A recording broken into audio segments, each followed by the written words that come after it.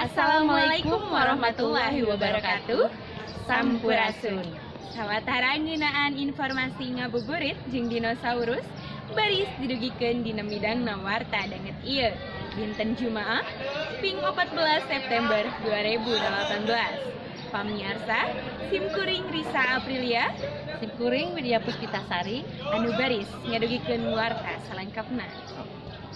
Dinosaurus salah sahiji tempat pintenan dinosaurus di Bekasi. Ayeuna jadi pangjujugan balarea asup pangjujugan pikeun ngabuburit. Di ieu tempat nu ngadona meunang pangawaruh anu mundel ngeunaan dinosaurus. Pikaresepeun, kitu pisan wahana dina show di hiji mall di Bekasi teh. Teu kudu heran, mun eta pintonan teu weleh haneuteun ku nu lalajo utamana barudak bari diaping ku kolot-kolotna. Pintonan dina show teh nyaeta pintonan ngeunaan dinosaurus sato purba nu geus musna ti alam dunya.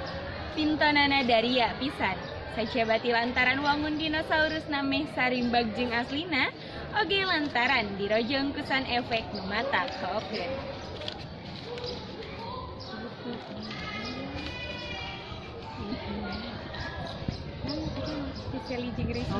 Sally jeung Risma, warga Bekasi ngaku lalajo dinosaurus teh resep kacida. Pangna kitu teh dumeh dinosaurus teu beda ti gambar nu aya dina sawatara film. Antara bisa seuri, baeud, bungah, sedih jeung sajabana.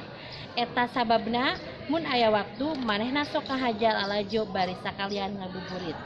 Mun taya harungan mah eta pintonan teh bakal aya di Bekasi tepi ka tanggal 15 Juli nu bakal datang. Pemirsa, sakitu warta nu tiasa kapidangkeun dina danget ieu. Simkuring Risa Aprilia, simkuring Widya Puspitasari, Seja amit mundur, amit mungkur.